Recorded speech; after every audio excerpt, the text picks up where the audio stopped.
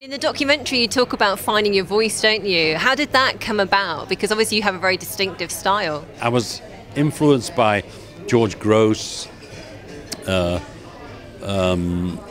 Hogarth, George Cruikshank, and people like that. But I don't think I wanted to be them, but I did want to do pastiches of theirs. And I used to like doing pastiche, and I did these things. I did Hogarth, Schmogarth, and I did one like his, did Gin Lane, which was the unpleasant sense of drink, And then there's Beer Street, which is jollier, But it still had some little nasty bits in it, always bulbous people looking, a little bit too much worse for wear, but happy. But you've got a very playful and very natural sense of style, I think, when you look at your drawings. I mean, when you start out with an idea, do you know exactly where it's going to go, or how far do you know what's going to happen when you set that pen to paper? No, the secret is there's a white sheet of paper, and I click a button Charlie set up for me, Charlie Paul, who made this film, and he set it up above my board, and I start always with a white sheet of paper. And so I first of all click before there's even a mark on it, before I even do it. And then I it's usually black for some reason, I don't know why. Usually black. I dip it in a bottle of ink, and Indian ink, and I go like that, and it goes off right across the paper, and it's a good start. Yeah. It's always different. That's the point. Yeah. Why is it always different? That's what I want to know. Each picture, each blot, each succession of blots becomes something else. What makes that happen? What is creativity about? That's what I'm asking. It's an interesting question, isn't it? Because in the documentary you talk about art just being a set of tricks in a way. Yeah, but I don't know. Tricks. They're not so much tricks as revelations to you. If I did the whole damn thing in pencil first, and then went carefully round it, filling in, it wouldn't be anybody. It'd be nothing. You know what's going there already, or more or less what's going down. But if you start with a mark on the paper, that mark can become anything, absolutely anything, and that's what I want it to be. Something else, not me, not just another thing that I wouldn't have thought of had I not done that. Do you think it's changed a lot, kind of the art world and being an artist, being a cartoonist since you started out? And do you think that's for the better or for the worse necessarily? I think it's fairly well obvious that it's for the worse, that artists are trying to be original. It's terrible to think of somebody, an artist, calling themselves an artist and providing people with an empty room. That is really the base of banality, I mean, you're trying to think of something different. When you think of someone else, you could think of God even. Invent a God. Your own kind of God. That'd be wonderful, I invented one called the Big I Am. And that was something which that didn't sell. It's just ended up and remained. Most of my books ended up as remained worthless failures. Oh, no, that's not true, surely. It is actually, yeah. People don't buy books anymore for original ideas, When you think about original ideas, and you mentioned your books there as well, I think of one of your books, I, Leonardo, in which you kind of channeled the spirit of Leonardo da Vinci in that, didn't you? That was important because I ended up painting The Last Supper on the bedroom wall.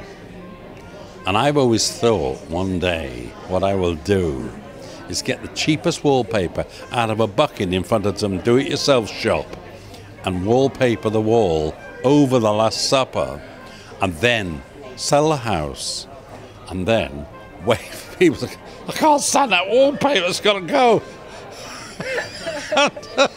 I'd put the paint, you know, get it, dampen it and start scraping it off, and suddenly say, "Here, I didn't know Leonardo had been to Maidstone."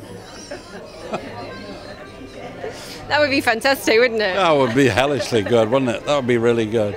Like a new Leonardo da Vinci found. It'll be on all the news. It'd be, absolutely. Because I did it exactly near as I could to the original, using gesso, you know, and egg tempera, you know. Those, what I put into it, as, you know, the problem with the Leonardo's Last Supper, maybe you know it, maybe you don't, but the problem with Leonardo's Last Supper is he used oil paint on damp wall, which is why it started to fall off after 16 years. Now that is a great pity. That is something that, you know, they say about great men like Leonardo, so when they make a mistake, they make a big one. You know, and he really did. You know, he made several like that. Then he ended up in Amboise in France, and I remember doing drawings of him just being there for living out his life for the last 7 years of his life, you know, and wondering what would happen. And after all that achievement, all that discovery, all that perception, all that, you know, that he would end up in a way rather someone who didn't do what he wanted to do in his life.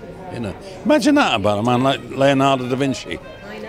Feeling that he hadn't done what. Now, that doesn't say much for any of us, actually. I was going to say, how do you feel? No, I feel, you know, crushed by it, you know, and I think Charlie Paul must feel crushed too. Do you think he got to the bottom of you, Ralph, in the documentary? I think he did. After 15 years, Charlie's become a mate. So he could have become a pain in the ass, talking about bottoms. And he's not. He's a lovely friend, good friend, been a friend, will be friend forever, you know. And you've got lots of other friends in the film, haven't you, as well? There's Johnny Depp in there, Harry Gilliam, many more besides. How was it having them there talking about you and working with you? Really touched when Johnny Depp agreed to do it, you know. And then Teddy Gilliam, he was lovely, you know, like, they were lovely, they've all been lovely people. I enjoyed knowing all these people. You were also teaching Johnny Depp to have a little bit of a strum on the ukulele, weren't you? How was he at that? Not very good, actually, no. No, he's a good guitar player, he's better than me. But he can't sing as well as me, and he really can't strum along as long as me, you know. I do the ukulele and things like that, you know. I did a whole series of songs, but never mind. We're just talking about songs. God, Charlie's a better guitar player than me, and he wouldn't admit it. No, he wouldn't. No, he's just full of, you know, himself, but not himself. He's interested in other people now. They work. And that's what we did with this thing.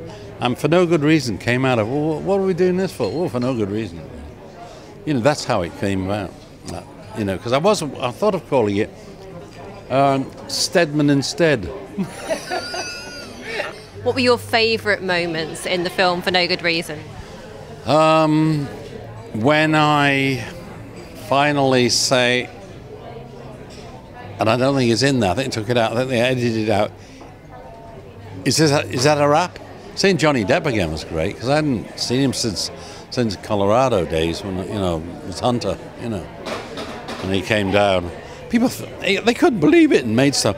Johnny Depp's in Maidstone, you know, blimey. You know, it's all very well, isn't it, coming to my studio, you know, causing eruptions and things of that kind. Goodness me. Lovely man, though. The most gentle man you can imagine. He is extraordinary. I think when somebody becomes a star like that, I mean, incredible, bigger than even Cary Grant or somebody, you know. I can't believe it, how sweet the man is. What is it, do you think, that makes him stand out from other actors? Pure charm, pure natural charm, just gentle charm. Not putting up with aggression in anything, you know, but just being himself, doing it himself again. Tim Burton said he wants to do this, do that. Doesn't go, oh no, I'm a star, I want to be this. No, he never wants to be that. That's the point about real stars, is they don't want to be stars. Not really. They just want to do the work, you know. It's important there. Gotta do the work, that's the thing. If you're going to become a star, pal, that's part of your, you know, part of the system. So if you want to become a system, you could become a lavatory flush. Well, don't you go doing that, Ralph. You stay exactly as you are. You keep up the good work. Don't become a lavatory system. Thanks very much indeed. It's lovely to talk to you. Lovely talking to you as well, Ralph. Thank you.